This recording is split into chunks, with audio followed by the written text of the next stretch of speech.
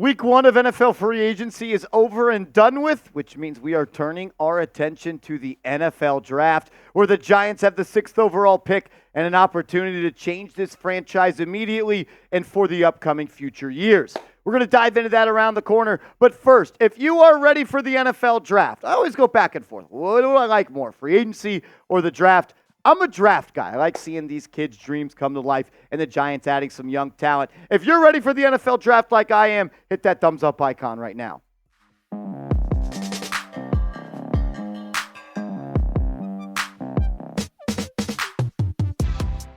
Today's Giants Now video is presented by 8 Sleep. Go to 8sleep.com/chatsports and get $200 off the pod cover today and get yourself free shipping as well. Invest in the rest that you deserve. We'll tell you more about 8 Sleep around the corner, but let's get into it. It is mock draft season, and we're going to run through our first 3-round mock draft in today's show. I'm still not ready to go through a full mock draft because I don't want to talk about players that I'm not 100% sure on. So I'm still doing research and things like that when it comes to the 4th, 5th, and 6th rounds. But we're going through a 3-round mock draft in today's show. Here's the updated look at the picks. Giants have the 6th pick, 47th pick. No longer have 2 second-round picks due to the trade for Brian Burns. They gave that up to Carolina. Now they have 1 second-round pick, but 3 picks inside the top 70, which in my opinion means the Giants can fill a couple of holes at their top needs, which in my opinion are still quarterback, cornerback, right tackle, and just, I wanted to say halfback, I wanted to say receiver, I wanted to say tight end, but I'm just going to put all those positions together as the Giants still need multiple offensive weapons. QB, corner, right tackle, offensive weapons. And if I had to say what their 5th need was, I would say it is the safety position. I like Dane Belton. I like Jason Pinnock. I even like Jabarius Owens, a 7th-round pick last year. But I could see them looking in the draft to fill that spot. I used the Pro Football Focus Simulator to run through this mock draft. So let's do it. Number 1 overall, I think it's pretty much for sure at this point, Caleb Williams is going to be a Chicago Bear. He's going to be a good player. But the draft starts at pick number 2. What are the Washington Commanders going to do? Are they going to draft Jayden Daniels? Are they going to draft Drake May? Well, in this mock draft, Washington, they selected Jayden Daniels. And then right after that, the New England Patriots, they selected Drake May. So quarterback. I tried to move up. I tried to find a way to get inside that top 3, but they were telling me, no, we are not moving down. We want to take a quarterback as well. Marvin Harrison Jr. goes number 4 overall to the Arizona Cardinals. He's going to be a stud. And then Brock Bowers, the tight end out of Georgia, in my opinion, one of the most underrated players in this class. He goes number 5. Now the Giants are on the clock at number 6. And if the first round were to unfold like this, where Caleb Williams goes 1, Jayden Daniels goes 2, Drake May 3, Marvin Harrison Jr. 4, Brock Bowers 5, who would you pick in this scenario? Is it one of the receivers? Is it one of the tackles? Or do you make a big-time move by drafting J.J. McCarthy? Let me know who you would take at number 6 in this spot. With the 6th pick in the 2024 NFL Draft, Marshall Green selects Malik Nabers, wide receiver, LSU, for the New York Football Giants. I went back and forth. Do I take McCarthy? Do I take Nabers? And what it just came down to was the Giants' offense needs work. This year, it needs work this year. I'm not a believer in Daniel Jones. I don't need to see him play another year of football. I know that in 2025, now the Giants are going to need to draft a quarterback. But when you look at these weapons that are on this team, Devin Singletary is a solid player. Darren Waller, I still think, has a little bit of juice left in those legs. Darius Slayton is a good wide receiver 3. Wan'Dale Robinson has the potential to be a good slot receiver. Jalen Hyatt, I think one day can be a deep threat machine and a deep threat that a lot of defensive fear. But right now, if you were to stack up the top 5 skilled players for every team in the NFL, the Giants would be in the bottom 3rd. And that is a fact, and that's just how I feel. So the reason I went with a receiver over a quarterback is because I want to continue to set the foundation of this football team to where when the quarterback walks in, he is ready to go to a team that's ready to compete and has talent around him. And if you could add Malik Nabers to this team to prep for the QB pick next year, that's only going to benefit the young kid. Because Malik Nabers is going to be a star in this league.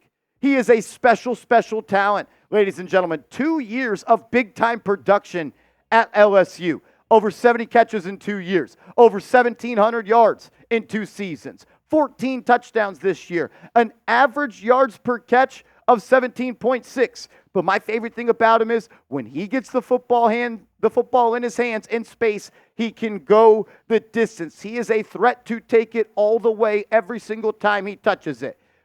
30 forced missed tackles last year for Nabers, number 4 in the FBS. 19 deep catches, 2nd. Deep yards, 624, 3rd. I've said it 1,000 times on this channel. Explosive plays equals points, and points equals wins. The way to win in the National Football League is to create explosive plays. And if you add a guy like Malik Nabers, he is going to be your wide receiver 1 for the next 10, 12 years, but he's also going to give you a player that can score from every single spot. He can score from every single spot on the field. He's a special player. And at 6 foot, 200 pounds, he still plays big. 10 contested catches last year. If I had to compare him to any player in the National Football League, it would be Antonio Brown. That would be my NFL comp for him. And I'm talking about just the guy inside the white lines. And I'm really talking about the guy that was the go-to receiver for Big Ben and the number 1 receiver in the National Football League for maybe a 5 to 6, 7-year stretch. He could play outside. He could play inside. He can run every single route. He could do whatever it takes. Malik Nabers is going to be a stud, and I would absolutely love to add him to this football team. Make sure you are subscribed to the channel, though. We're on our way to 45,000 subscribers, a little over 500 away. So if you haven't yet, subscribe, hit the big red button, and join the channel. Coming up around the corner, 2nd and 3rd round picks for this mock draft. So stay tuned as we tell you guys about our proud sponsor, 8 Sleep. Go to 8sleep.com/chatsports. Get hooked up with them because this episode is brought to you by 8 Sleep, the high-tech solution to your age-old sleeping issues.